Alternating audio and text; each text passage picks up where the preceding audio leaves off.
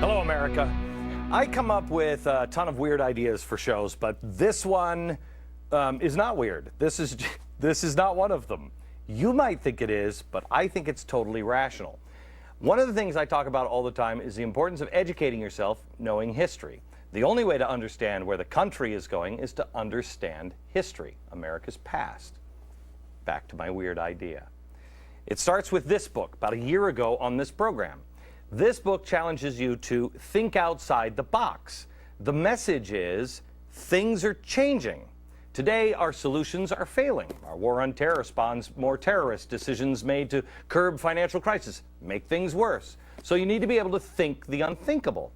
Fantastic book. Now, the next book, you look over here. Here's the next one, The Survivors Club. The Survivors Club is fascinating because it's the secrets in science that could save your life. Quite honestly, when this book first came across my desk, I wasn't interested in it, and I thought, oh, it's just a survivor. You know, it's like the Survivor's Wife's Club or something. And one of the guys that works with me said, Glenn, you have to read this. You'll love this. What is it? It's about people who think the unthinkable and survive. What do they all have in common? People who have, been kept in bamboo cages or, been half-eaten by a lion. How do they survive? What did they find most important?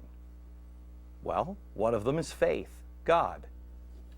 Which brings me to this book, America's Prophet. This book I've told you about is fantastic.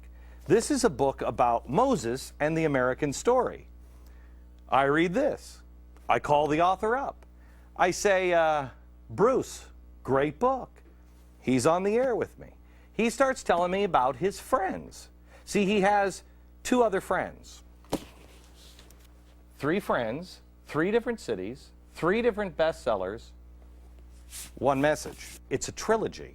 Josh Cooper Ramos splits his time between China and the U.S. Ben Sherwood lives out in Los Angeles. And Bruce Feiler lives here in New York, in Brooklyn, New York. They're all 3 friends, and I've invited them here to spend an hour because I find this fascinating. Welcome, guys. How are you? Fantastic. It's great to be here. Nice to be here. There's another coincidence. I don't believe in coincidence. There's another coincidence. I rarely have guests on the show in the first place, but rarely invite somebody to my office to talk about things. You, when was it, a year ago? Yeah, it's probably about 8 months ago. 8 months ago, came to my office, we had lunch together, and we talked about the world and China and how we see things very similar. We're different, on many things, but we see unthinkable things. I called you and talked to you about it. I was so fascinated. How can you write for me? How can you be involved in some of this stuff? This is fascinating stuff. You, Bruce, after I read this, I asked you, how do you write? I didn't know that you all 3. I've never done that with any guest. I did it with all 3 of you. You guys, when you wrote these, you wrote them simultaneously. More or less, yeah. More or less. And you didn't see the connection between the thread between the 3. Did you talk to each other about it? No, I think it goes to the fact that we're rather focused on our individual projects. Okay. Bruce, when you were in my studio, you came to the radio studio. Yep. I put you on the radio. And you told me that you were friends, and it took me a second. I think you were actually on the street, on the sidewalk, when I called you on your cell phone. I was in a taxi cab, actually, on the way home. Okay. And I started noodling this, and I went, wait a minute. It's the same message. Had it dawned on you at all, ever, it never dawned on you, when you called these guys to say this, what did they say? It had not dawned on me that there is a similar thing. Now, in the time that's passed, since you and I had that phone conversation in the taxi cab, now I see a lot of parallels that I didn't. And more to the point, I would say I see certain similarities in the way that we look at the world and try to see challenges in the world and come up with solutions for the world. So I think there is that similarity also. America, here's what I want you to understand, because everything that I've been saying on the air you could have gotten it with all these 3 books. You could have done something else at 5 o'clock. These 3 books. And they're connected. And here's how they're connected. I'll have each author explain briefly, Joshua, what is What is this? Glenn, the argument of the age of the unthinkable is we're living in a time in which we are constantly going to be surprised by things, whether they're 9/11 or the financial crisis, that the world we're entering into is so dramatically different. The forces playing out in this world are so different that our old ways of thinking are not only wrong, they're dangerous. And so for this book, I went and spent time with all the people around the world who are disrupting things. I spent time with Hezbollah guerrillas. I spent time with the best internet minds in Silicon Valley. I spent time with the best spies in Israel to try to understand the nature of this revolutionary age. And what I came away with was the fact that, as you've described domestically, a period of great change and great challenge, that same script on a much larger scale is playing out all around the world today. And people are looking around for leadership, looking around to understand what's going on. People are feeling it. We've talked about this several times. People are feeling it. I was sitting in my home with a guy just last night, and he's a big businessman, and he was sitting there, and he was describing, he said, I go here and I go here, and there's just something happening. And I said, does it feel like the earth is shifting underneath your feet, but you don't really know why or how? He said, yes.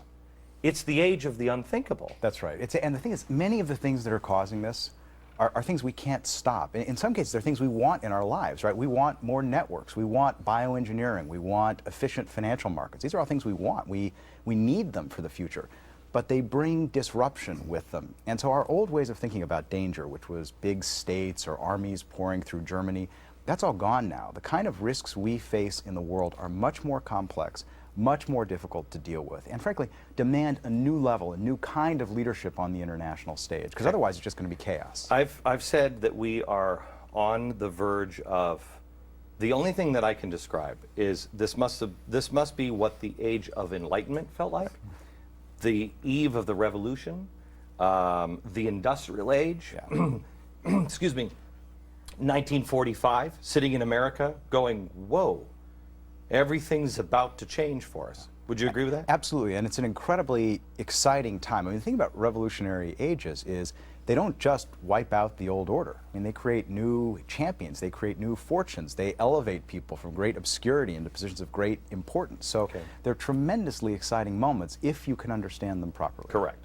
Now, there's your book. Now, Ben, your book is what? So when I hear Joshua describe his book, I think, oh, we should have worked together. Because, like Joshua, I see that the earth shakes all the time. As a journalist, I was interested in who survives earthquakes and who doesn't. I was interested in who survives plane crashes and who doesn't. I wanted to know who survives tsunamis and cancer and unemployment and foreclosure. And so, pardon me, like Joshua, I went out and traveled around the world and interviewed the world's most effective survivors and thrivers. What do they have that we don't? And like Joshua, I found a surprising answer, which was that the most effective survivors and thrivers aren't different from you and me. They're actually built of the same stuff if we can find it in ourselves. And so the Survivors Club is sort of a roadmap to dealing with the world when the ground is changing. And so in the same way that Joshua describes these huge global shifts, disruptive shifts, and you need to be resilient in order to thrive. You need to change the way you look at the world from being an architect, as Joshua writes, to being a gardener and growing in your own backyard and growing institutions to deal with this change. Same with surviving every day in a world that's changing. You actually, and you and I have talked about this, buying seeds, not a terrible idea if you need to grow your own food and become your own gardener. And there are certain things that some of us need to know to deal with the unthinkable. Okay, so when I first met you, I was trying to convince people, think out of the box. Everybody was telling me, no, there's not a financial crisis coming. There's not a, don't worry about it. We're not doing this. We're not doing that.